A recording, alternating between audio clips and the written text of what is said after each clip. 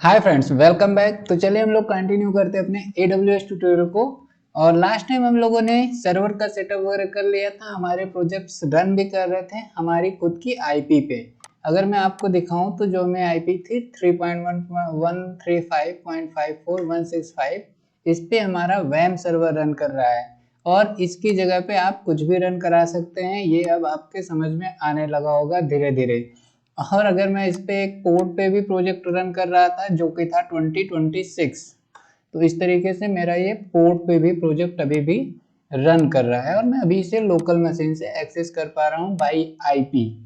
But अब मुझे अपनी आईपी को हटाना है और धीरे धीरे अपने आईपी की जगह पे डोमेन के थ्रू कॉन्फ़िगरेशन करना पड़ेगा।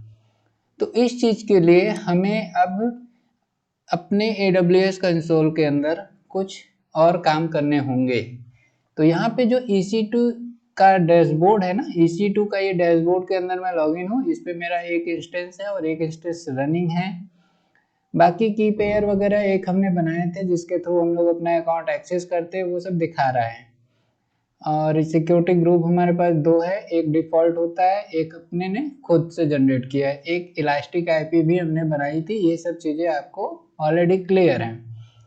देखो अब हमको क्या होगा कि एक लोड बैलेंसर बनाना होगा। अब लोड बैलेंसर बनाना क्यों जरूरी है? क्योंकि लोड बैलेंसर बना के ही हम अपने HTTP को बाई डोमेन एक्सेस कर पाएंगे, है ना।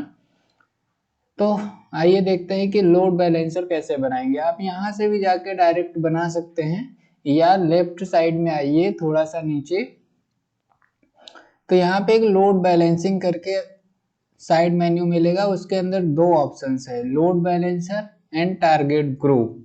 अगर मैं लोड बैलेंसर पे क्लिक करूं तो यहाँ पे अभी मेरे पास कोई भी लोड बैलेंसर नहीं है।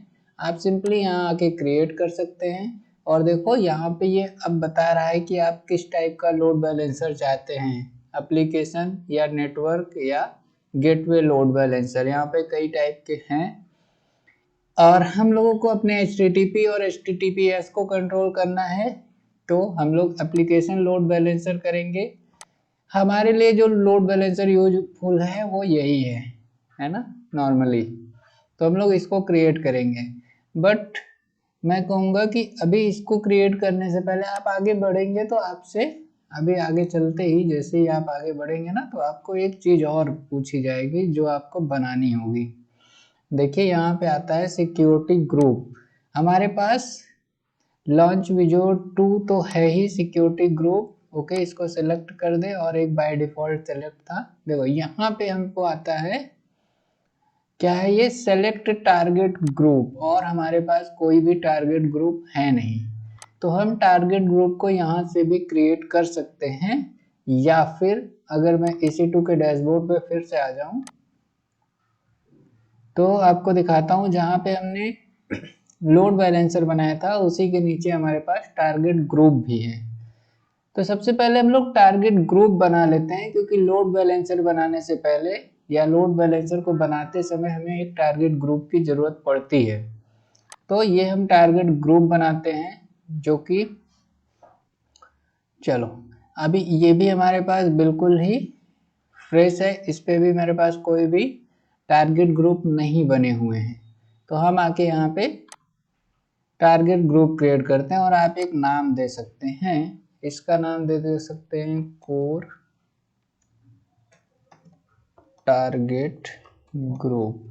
ओके, आप कुछ भी नाम दे सकते हैं। इसको मैं HTTP रहने देता हूँ, पोर्ट 80 जैसा है सब कुछ एज इट इज।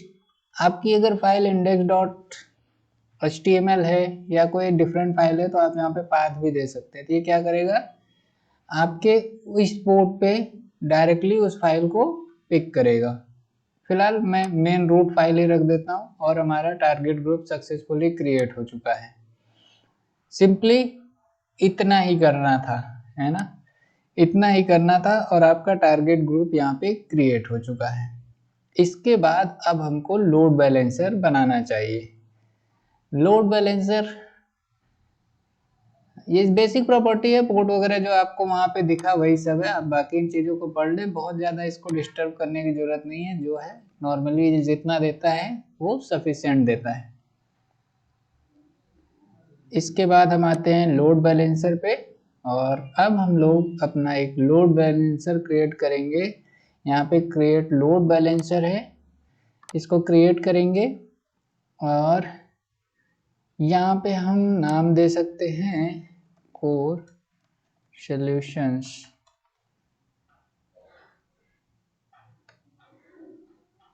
बस यहाँ पे हमारा VPS सेलेक्टेड है, AWS ग्लोबल एक्सीलेटर। कुछ यहाँ पे इन्होंने चेंज कर दिया, कोई नहीं, आगे चलते हैं। Configure next. क्या प्रॉब्लम आ रही है, wait a second. At least one subnet must be. हाँ, यहाँ से आप सबनेट, ये क्या है कि किस किस लोकेशन से आपको एक्सेस मिल सकता है। तो हमने US ईस्ट 2A 2B और 2C सेलेक्ट कर लिया है। जो भी नियरेस्ट होगा ये वहाँ से डेटा सर्व करेगा, ऐसा कुछ है। तो इसको आप सेलेक्ट कर लें, जितने हैं चाहे सारे कर लें चाहे एक कर लें, कोई फर्क नहीं पड़ता है। अब क्या है, improve your load balancer security. Your load balancer is not using any secure. ठीक है, ये सिक्योरिटी के लिए, सिक्योरिटी हम लोग बाद में इस पर अप्लाई कर लेंगे, नो प्रॉब्लम, अभी छोड़ देते हैं। और यहाँ पे लॉन्च विजार्ड 2 है, और ये दोनों जो हम वहाँ पे देख रहे थे ना, वो दोनों हमारी सिक्योरिटी, क्योंकि हमारे इंस्टेंस पे लॉन्च विजार्ड 2 लगा हुआ है ना, तो ये भी सेलेक्ट कर लेंगे। और इसको तो रहने दो, ये जो डिफ़ॉल्ट है कनेक्ट ही रहे। ये डैशबोर्ड चेंज हो गया है। टारगेट ग्रुप, टारगेट ग्रुप तो अभी हमने बनाया था, और क्या था, कोर।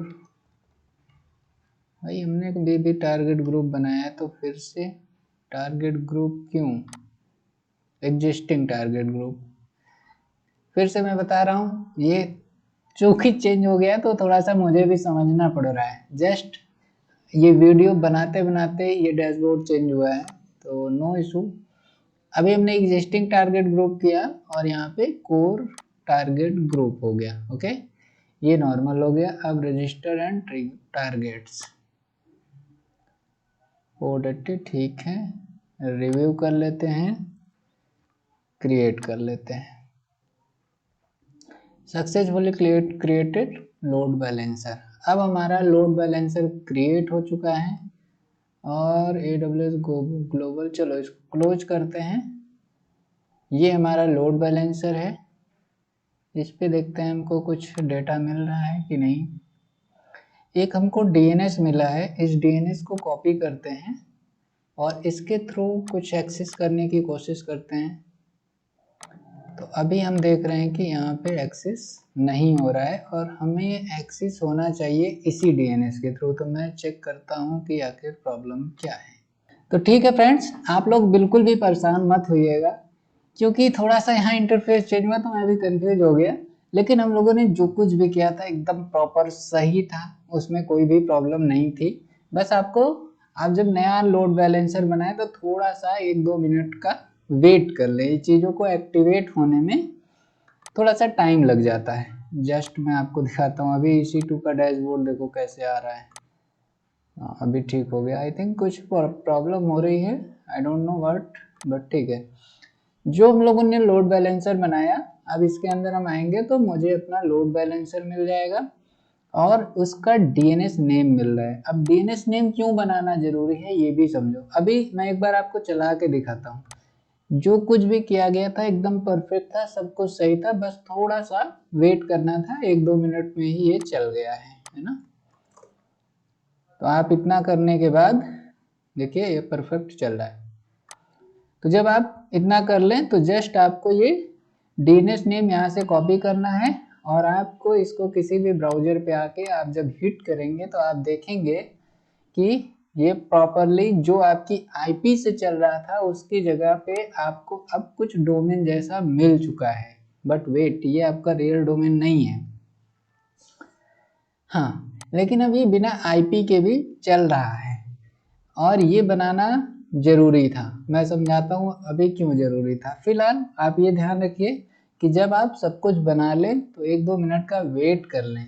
तुरंत आप हो सकता है रन करें तो चीज़ें चूंकि एग्जीक्यूट हो रही होती हैं तो आपको रिजल्ट ना दिखाई दे, किसी टाइप का एरर दिखाई दे, आपका प्रोजेक्ट ना रन कर रहा हो। 1-2 मिनट 4 मिनट के अंदर ही ये सब कुछ परफेक्टली रन हो जाएगा और आपका प्रोजेक्ट यहाँ पे रन करने लगेगा बाय दिस डीएनएस नेम जो आपको यहाँ पे मिलेगा। अब देखो ये डीएनएस नेम एक्चुअली में क्या होता है, ये होता है रिकॉर्ड। देखो ए रिकॉर्ड है। आपको याद होगा जब आप लोग डोमेन कॉन्फ़िगरेशन करते थे तो वहाँ पे सी नेम, ए रिकॉर्ड्स, इस तरह के रिकॉर्ड्स मेंटेन किए जाते थे ना।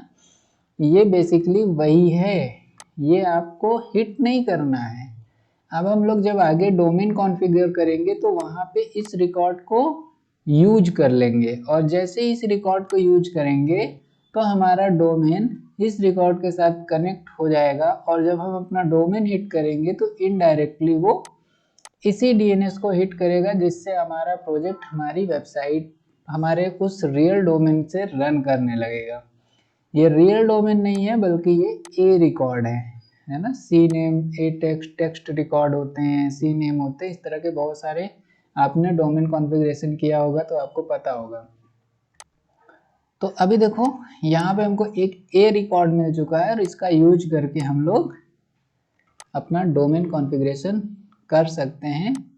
अब हमें थोड़ा थोड़ा सा समझ में आने लगा होगा कि इसका यूज क्या करके कैसे हम अपना डोमेन कनेक्ट करेंगे। बट वेट, जल्दीबाजी नहीं करिए, इस चीज को थोड़ा सा प्रैक्टिस कर लें। हो सकता है आपको कंफ्यूजन्स हो जैसे मेरे साथ हुआ, बट कोई बहुत बड़ी प्रॉब्लम नहीं थी। मैंने थोड़ा सा वेट किया और ये सब कुछ लाइव हो गया। तो आपको एक बार मैं रिवाइज करा देता हूँ। हमको चूंकि ए रिकॉर्ड बनाना है, बिना इस रिकॉर्ड के हम अपने डोमेन को कनेक्ट नहीं कर सकते थे, इसलिए हमको क्या जरूरत थी, एक लोड बैलेंसर बनाने की। यहाँ पे लोड बैलेंसर बनाने की। अब लोड बैलेंसर बनाने के लिए हमको क्या चाहिए होता है, ग्रुप चाहिए होता है, टारगेट ग्रुप चाहिए होता है, किस किस लोकेशन से आप टारगेट करना चाहते हैं। तो हमने सबसे पहले आके एक टारगेट ग्रुप बनाया जिसका नाम हमने दे दिया कोर टारगेट ग्रुप। ओके, आप कुछ भी नाम दे सकते हैं और इसको बाय डिफॉल्ट इसका सब कुछ सेम है, मैंने कुछ भी इसमें चेंज नहीं किया और इसको जस्ट क्रिएट कर दिया यहाँ क्रिएट टारगेट ग्रुप पे जाके। देन लोड बैलेंसर पे आए और यहाँ से क्रिएट लोड बैलेंसर, हमने HTTP और HTTPS वाला लोड बैलेंसर चूज किया और इसको क्रिएट किया। इसके अंदर केवल एक चीज ध्यान रखना होगा कि अपना एक सिक्योरिटी ग्रुप जो हम लोगों के इंस्टेंस में लगा हुआ है वो सेलेक्ट करेंगे और अपना टारगेट ग्रुप सेलेक्ट कर लेंगे। देन ये भी क्रिएट कर देंगे और थोड़े ही टाइम में, देखिए मैं इसको आगे प्रोसीड करा के एक बार दिखा देता हूँ। एक सिक्योरिटी ग्रुप का नाम डालेंगे ही डालेंगे, देन आगे आगे बढ़ते जाएंगे। अभी तो ये बढ़ने नहीं देगा तो मैं आपको दिखा नहीं पा रहा हूँ शायद, है ना। हाँ, ये आगे नहीं जाने देगा तो बस कोई नहीं। आगे आने के बाद आपको सिक्योरिटी ग्रुप सेलेक्ट करना है और आपका टारगेट ग्रुप, रजिस्टर्ड टारगेट में आपको टारगेट ग्रुप सेलेक्ट करना होगा। देन आपका ये सिक्योरिटी ग्रुप भी क्रिएट हो जाएगा। तो इतना करने के बाद आप रेडी होंगे। आपको एक डीएनएस नेम मिल जाएगा जो इनडायरेक्टली ए रिकॉर्ड भी होता है, बट हम इस डीएनएस नेम के साथ भी अपनी वेबसाइट को, अपने प्रोजेक्ट को रन कर पाएंगे। और आपके सामने मैं ये देखिए अपने प्रोजेक्ट को रन कर रहा हूँ। मैंने डायरेक्टली वेब सर्वर को ही रन करा दिया है। आप अपना कोई भी प्रोजेक्ट भी रन कर सकते हैं। अगर वहाँ पे कोई कन्फ्यूजन होगी तो आप हमें बताइएगा, वहाँ पे भी मैं आपकी पूरी हेल्प करूँगा। फिलहाल मुझे सर्वर चाहिए था अपने इस डोमेन पे, तो लाओ देखिए मैंने ये डोमेन पे अपना सर्वर रन कर दिया है। और मेरा वो जो दूसरा प्रोजेक्ट था अगर मैं वो भी रन करना चाहूँ तो मैं कुछ इस तरीके से 2026 पोर्ट यूज करके, वेट अ सेकेंड शायद चल जाए, नहीं तो कोई बात नहीं। हाँ, ये नहीं चलेगा तो कोई नहीं, चूंकि ये डीएनएस नेम है तो ये डायरेक्ट चल रहा है तो इसको डायरेक्ट चला लेते हैं। आगे मैं उस प्रोजेक्ट को डोमेन के साथ चला लूँगा, है ना। तो चलिए आज के लिए बस इतना ही रखते हैं। उम्मीद करता हूँ आपको सिक्योरिटी ग्रुप क्रिएट करना आ गया है, और क्रिएट क्यों किया है ये भी समझ में आ गया है। सिंपल सा हमको एक ए रिकॉर्ड जो कि डोमेन में फिल करना होगा, उसके लिए मैंने इस चीज़ को किया है। तो आप लोग भी इस चीज़ को बना लें, और मिलते हैं हम लोग नेक्स्ट ट्यूटोरियल में। Thanks for watching, keep learning guys.